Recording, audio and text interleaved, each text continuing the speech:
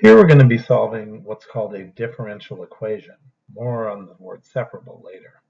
A differential equation is literally an equation with a derivative in it.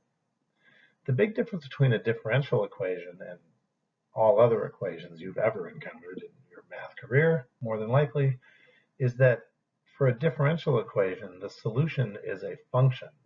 We're not trying to solve for y or x as a number. Y is some function of x that satisfies this equation, and we're looking for what that function might be.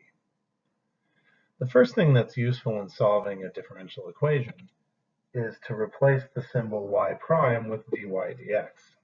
This is the same equation, but it will make the algebra simpler when we go to solve it. What you want to do at this point is do whatever algebra is necessary to this equation to separate the variables, if you can. It's not possible in all differential equations, but it is possible in a separable differential equation. That's the definition of what it means to be separable. Here what I can do is cross-multiply. Now you'll notice by cross-multiplying, I not only cleared fractions, but I separated my variables in the sense that I have all my x's on one side of the variable of the equation and all my y's on the other side of the equation. Once you've separated your variables, you integrate both sides. The result of integrating both sides leads to this, where a and b are constants. You may remember the quote plus c that occurs when you integrate, but I didn't want to put plus c on both sides because that would seem to imply that somehow I knew that both the constants were the same. So instead I called one of my constants a and one of them b. But what I can do now is subtract a from both sides, and I'll get a b minus a on the right. But that's just a constant minus a constant. So I could replace that with some new letter, call it c.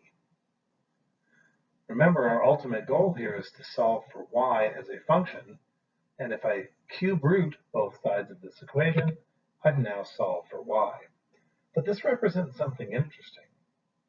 Remember that c can be any constant, and that means that there are infinitely many solutions to this differential equation. But all of them must be of this format, where c is some number.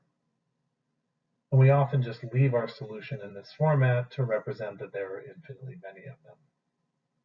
But sometimes we're given what's called an initial condition. Suppose the original problem had been coupled with the constraint, that y of 0 had to be 5. Now all of a sudden, out of the infinitely many functions that would have satisfied this differential equation, we need to find that unique one for which y of 0 equals 5. So we can take our infinitely many solutions as expressed by this equation with a plus c in it, plug in 5 for y and 0 for x.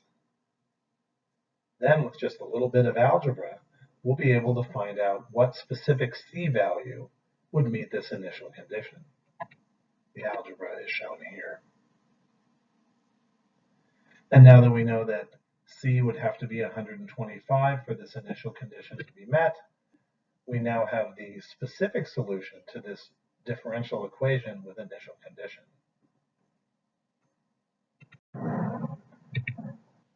Let's take a look at this separable differential equation. I'll replace y prime with dy dx. Oh, excuse me. Suppose we were also given the constraint that we're looking for a function y for which y of 0 equals 2. I can replace y prime with dy dx. And notice that this differential equation is separable. What do I mean by that? Well, with a little bit of cross multiplication, you can see that I'm able to algebraically get my x's on one side of the equation and my y's on the other. This isn't true for all differential equations, but when you are able to separate the variables, it's called a separable differential equation. And now that we've separated our variables, we can integrate both sides. And remember, with every integral comes a plus constant. We typically call that plus c. But I wouldn't want to write plus c on both sides here, because that would imply that I somehow knew that the constant of integration was the same for both of these functions, and I have no reason to assume that whatsoever. So instead of plus C, I'll just call them plus B and plus F.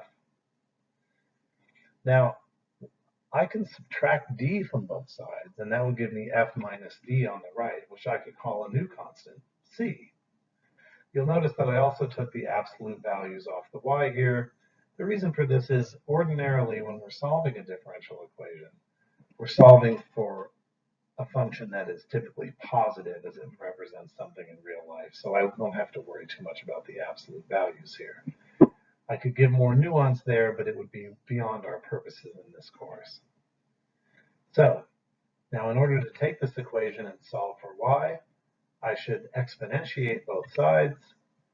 This just goes back to some basic high school facts you learned about the natural log and the number e.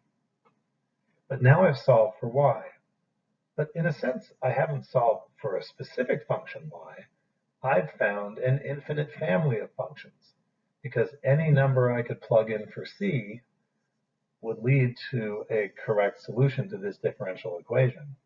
But remember, we were given an initial condition. We'll deal with that in just a moment. First, let's do some algebraic simplification. I can take this function and rewrite it as a product just using some basic 8th grade rules for exponents. But now I have e to a constant. A constant to a constant is yet another constant, which I could call a, for example, or any other letter I wanted to. And this would be the traditional way to rewrite this function. Now I still have an infinite family of functions, because for any value a here, we have a solution to this differential equation.